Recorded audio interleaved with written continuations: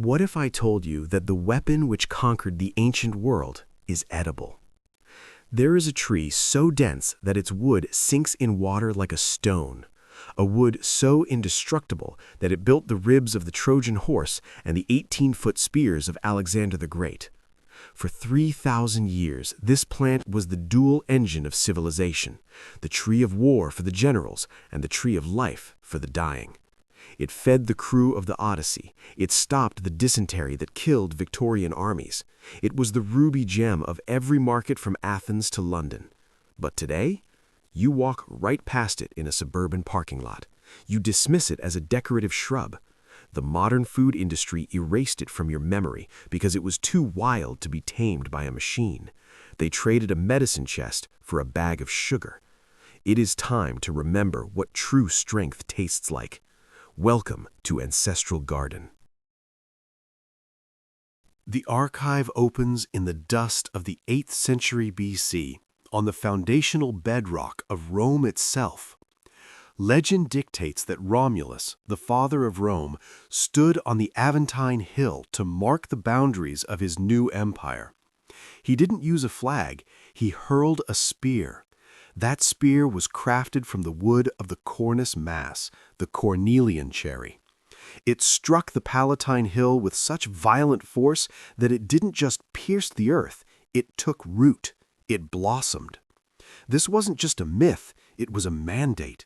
The Romans built a wall around that single tree.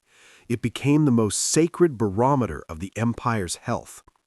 Plutarch records that if a citizen saw even a single withered leaf on that tree, they would scream, "Water!" in the streets, and people would rush from their homes with buckets as if the city itself were on fire.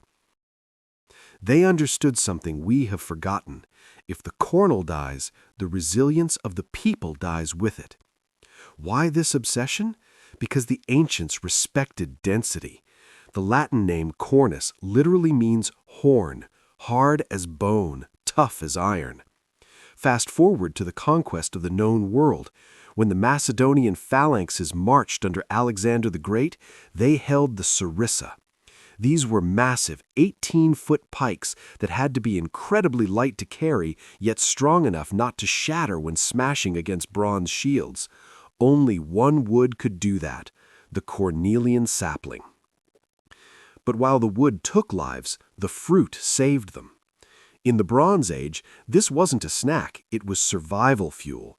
It is the specific fruit mentioned in Homer's Odyssey, the forage that kept men alive when provisions failed. By the Middle Ages, the mystic healer Saint Hildegard of Bingen documented its power to bind the gut, curing the digestive plagues that wiped out entire villages. Even into the 1800s, before modern antibiotics, the rob of kernels, a thick boiled syrup, was the only thing standing between a child and death by dysentery. For millennia, this tree was the silent guardian of humanity. It offered the hardest wood for our defense and the most potent medicine for our bodies. So ask yourself, how does a god-tier plant like this get demoted to landscaping decoration? The fall of the Cornelian cherry did not happen on the battlefield. It happened in the factory. The villain of this story is not a pest nor a disease. The villain is industrial convenience. As the 20th century roared in, the world traded nutrition for speed.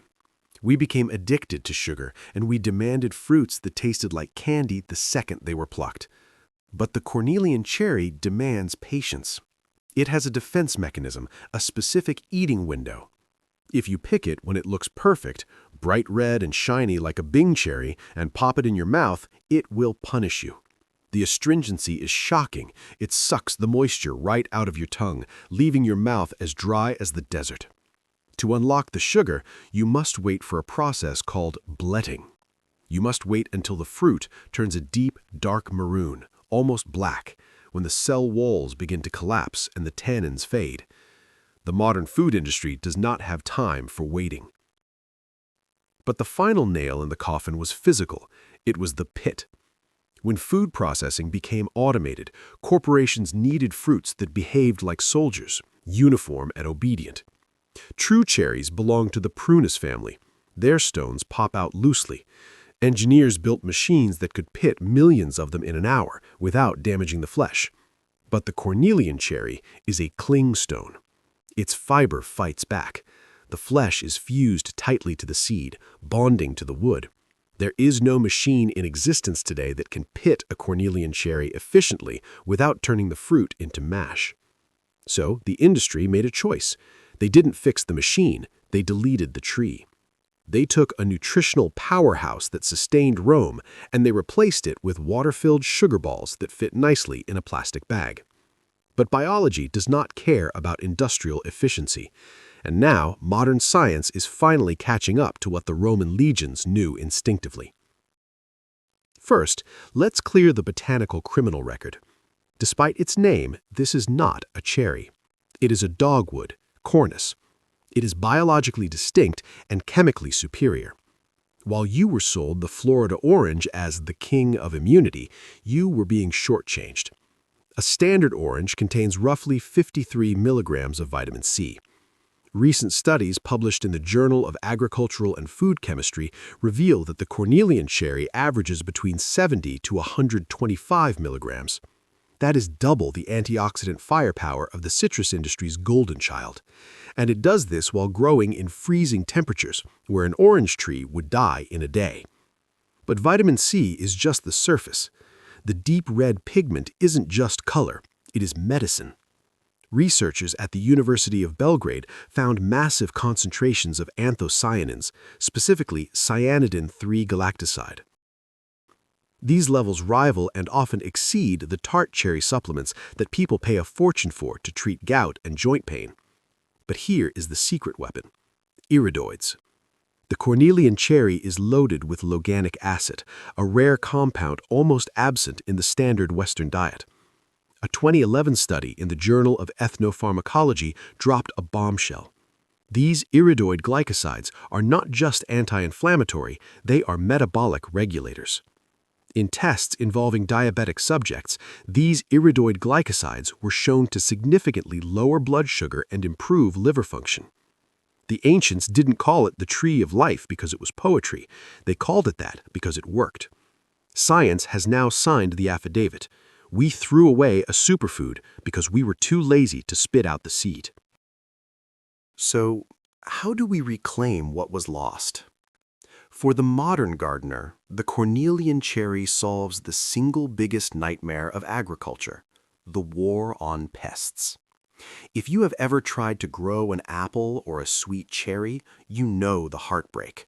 You fight the plum curculio, the fruit fly, the fungal rot. You become a slave to the spray bottle.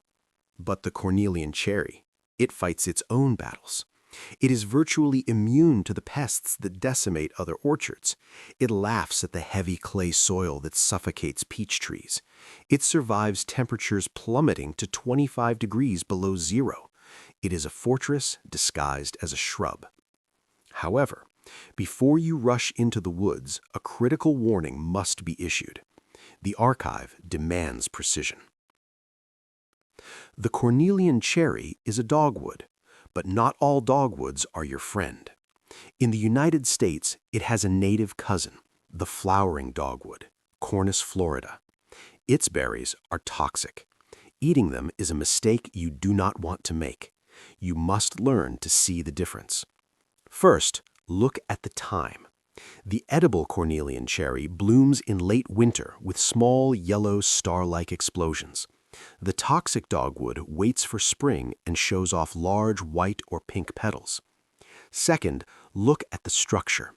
The edible fruit grows as a single oblong jewel, like a small olive. The toxic berry grows in tight, clustered balls, huddled together. If you see red berries hanging on the tree deep into the gray of winter, walk away. That is the toxic variety. As always, knowledge is the difference between food and poison. For those ready to plant, understand that this is not a transaction for instant gratification. This is a legacy investment. If you plant from seed, you are looking at a 6 to 10 year wait.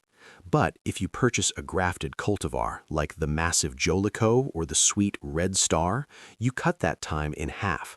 You will see those ruby drops in 2 or 3 years.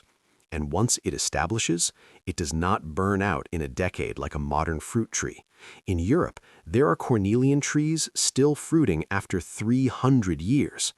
You are not just planting a food source, you are planting a monument that will feed your great-grandchildren. The Cornelian cherry is a mirror. It reflects a time when food was medicine and wood was a weapon. The industrial world rejected it because it was too tough to process, too wild to tame, and too slow to satisfy our addiction to convenience. But the soil is patient.